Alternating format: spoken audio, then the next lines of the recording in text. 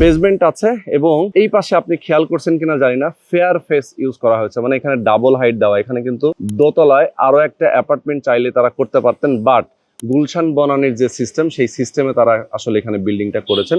দুই পাশে হাইটটা তারা রেখেছেন, দুইটা অ্যাপার্টমেন্ট তারা এখানে করেন নাই। তার মানে কোয়ালিটি মেনটেন করার জন্যই মূলত এই বিল্ডিংটা করছেন এবং বন্ধু বান্ধবরা মিলেই আসলে বিল্ডিংটা করছেন।